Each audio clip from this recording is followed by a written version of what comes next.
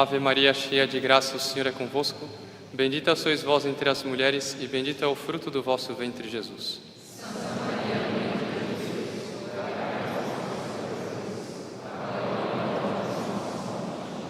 Podem sentar-se, por favor.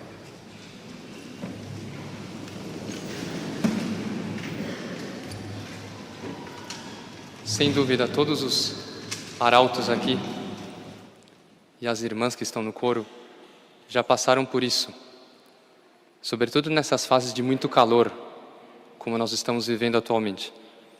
As pessoas chegarem e perguntar: você não sente calor com essa roupa, não? Com o hábito nosso, acho que todo mundo já passou. E é compreensível a pergunta. Quando os arautos são muito jovens, acham que isso é uma provocação. Pode ser que em alguns momentos até seja, mas na maioria das vezes não é. É uma surpresa mesmo. Como é que pode, num calor desses, eles estarem usando uma roupa tão quente? É óbvio que sentimos calor. É claro que sentimos. Mas é que há 100 anos atrás, ninguém faria essa pergunta. Ninguém perguntaria, porque todo mundo entenderia por que usam uma roupa tão quente. Só que nós estamos numa época em que tudo é fácil. Então, para vir para cá, todo mundo entrou num carro ou numa moto. Se nós temos que fazer uma viagem, tem um avião que vai reduzir uma viagem por 100 ou por 1000. Se nós queremos mandar uma mensagem, não é mais carta como antigamente. Imagina a insegurança de mandar uma carta para um filho que está longe. É saber se ele vai ver, se ele não vai ver. Demorava um mês para receber uma resposta. Hoje em dia não, hoje em dia é uma chamada, vê a fisionomia dele, dá para mandar um áudio a qualquer momento.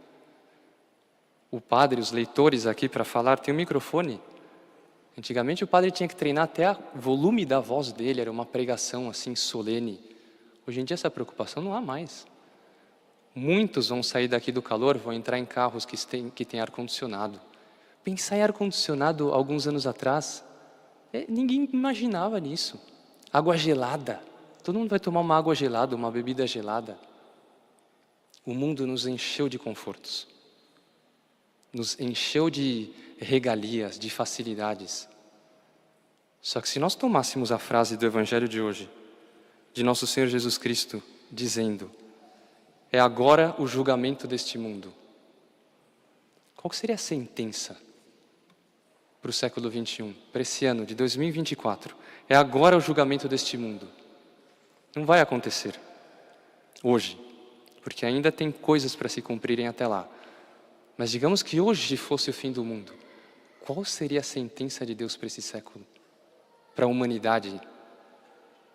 Se nós vamos considerar só uma coisa, hein? Só um detalhe desse mundo. No Brasil, a terra que era conhecida pela terra da bondade, a terra das pessoas que convivem bem, a terra na qual os estrangeiros vêm e se sentem em casa. É um pouco assim ainda. A cada 1 hora, 3 brasileiros se suicidam. E 20 tentam se suicidar e não conseguem. A gente vai dizer, não, mas é porque, claro também, o Brasil é um país que não está totalmente desenvolvido. Os Estados Unidos, a cada 1 hora são 6 que se matam e 35 que tentam se matar. E na Inglaterra isso sobe para 16 a cada hora. O que é isso? O que está acontecendo com esse mundo? No qual a gente tem tudo, mas não tem nada. É uma das principais causas de morte no mundo. E quando a gente diz isso, quando um sacerdote diz isso, ele não tem a intenção de estar condenando essas pessoas que estão sofrendo essas coisas. Porque a maioria deles, nós sabemos, são pessoas que chegam a um tal grau de angústia, a um tal grau de abalo psicológico, emocional, que muitas vezes nem são responsáveis totalmente pelo ato deles, o ato de se tirar a vida. Eles são vítimas. Eles são vítimas do mundo. Eles são vítimas do chefe deste mundo, como nosso Senhor denuncia aqui no Evangelho. O que aconteceu com o mundo? Onde nós temos tudo. A humanidade disse: venha prazer, venha liberdade. Hoje em dia se diz: deixa o jovem ser o que ele quiser. Tá bem, para depois de alguns anos ele tentar se matar? É assim que nós estamos formando a próxima geração? Daqui a pouco não tem mais gente na Terra porque todo mundo se mata. O que a humanidade abandonou? para chegar à situação na qual está hoje em dia. É o que está no Salmo de hoje, a figura do rei Davi que canta o pedido de perdão dele.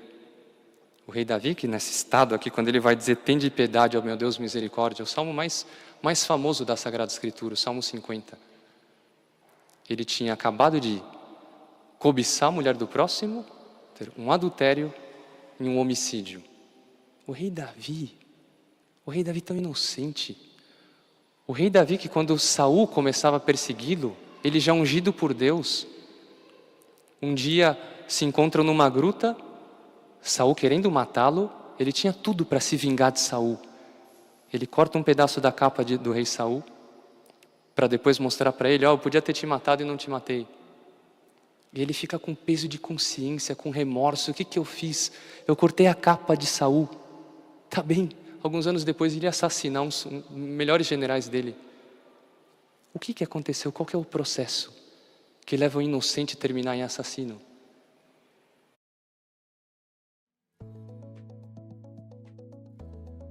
Como decimos, con ojos cerrados. É uma coisa só. E é isso que aconteceu no mundo. O que aconteceu nesse mundo foi o abandono da honestidade. Ou a retidão, chamem como quiserem. A honestidade acho que é a palavra mais que nós conhecemos melhor. A honestidade foi abandonada. Ninguém confia em mais ninguém. As pessoas passam pela rua, não se cumprimentam, mas por quê? Porque eu não sei qual é a intenção do outro. As pessoas não se confiam mais. Por que a honestidade foi abandonada? Por quê? Porque se trocaram os valores. E por isso que as pessoas perguntam, você não sente calor com essa roupa? Claro que sentimos, mas o calor é um valor que está em 10º lugar ou 100º na ordem das coisas. Pergunta para um médico que vai fazer plantão de madrugada se ele não tem sono. É óbvio que ele tem sono, mas o sono é um valor que está não sei em que lugar em comparação com a vida do paciente que ele vai salvar. E um religioso, uma religiosa, sabem que se vestindo com o hábito deles, eles estão pregando o Nosso Senhor. Eles estão pregando o Evangelho, eles estão pregando a cruz. Nesse mundo que está abandonando a cruz, pode passar o calor que for. Se estiver no deserto do Saara, nós vamos estar de hábito. De qualquer jeito. Mas o mundo não entende mais isso. Nós fomos muito deformados. Nós somos vítimas desse mundo. Só que chega um grau, e esse é o grande mistério, em que nós temos uma capacidade muito misteriosa. O ser humano, todos nós, todos nós que estamos aqui, nós temos a capacidade de nos enganar a nós mesmos. E a pessoa faz as piores coisas, colocando-se como vítima. Vai ver todos os excessos das revoluções que houve no mundo. A Revolução Francesa, matando gente em quantidade. No fundo, somos vítimas. Nós estamos sendo vitimados, vamos derrubar quem está em cima. E a pessoa se engana e faz loucuras. Todos nós já tivemos a experiência de, em certo momento, estar achando que estamos fazendo algo certo. É necessário que alguém nos acorde. Olha, o que você está fazendo não está bem. A gente, nossa, onde é que eu estava com a cabeça? E foi o que aconteceu com Davi. Ele estava tão cego, ele se havia enganado a tal ponto, que quando o profeta vai repreendê-lo pelo assassinato do general dele, conta uma história tão óbvia que era para ele. Um homem tinha várias ovelhas e o vizinho tinha uma só. Ele queria fazer uma festa com uma ovelha, então roubou a ovelha do vizinho. Oh, pelo amor de Deus, como que ele não entender que era para ele? E Davi, quem que é esse homem? Eu vou matá-lo. Esse homem és tu, ó rei. E é isso. Infelizmente, na face da terra, abandonaram aqueles que dizem, não existe mais. As pessoas que dizem para a humanidade, isso está certo, isso está errado. Não façam isso. Às vezes, as pessoas que teriam a missão profética, a missão até pelo ministério que receberam da igreja, que receberam de Deus, de dizer a verdade para o mundo, essas pessoas calam. E por isso o mundo está na situação que está. Ninguém mais ouve a verdade. E o pretexto é a misericórdia. Nós temos que perdoar as pessoas. Vamos dizer a verdade, coitado, ele não tem culpa. para depois essas pessoas se matarem. Quem oculta a verdade está com as mãos cheias de sangue. Eles são cúmplices da situação do mundo. Nós não podemos ser assim. Nós não podemos fazer parte disso. Mas a missão de dizer a verdade não é só dizer isso pode, isso não pode, isso é pecado, isso não é pecado, isso também faz parte. Ensinar para as pessoas onde está a verdadeira felicidade. Mas é também dizer, olha, o que Deus exige não é que nós não erremos nunca, hein? Deus nunca exigiu isso. Não é nunca errar.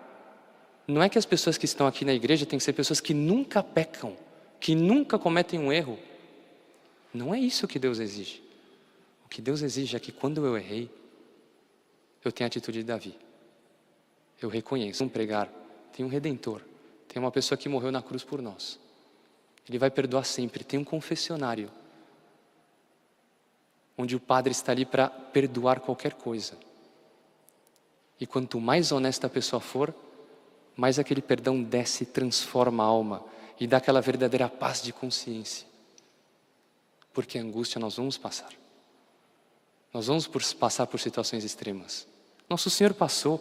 Está descrito por São Paulo aqui na carta aos Hebreus, que Nosso Senhor sofreu, que Ele teve forte clamor e lágrimas. Nosso Senhor chorou de angústia. É uma descrição do Horto das Oliveiras.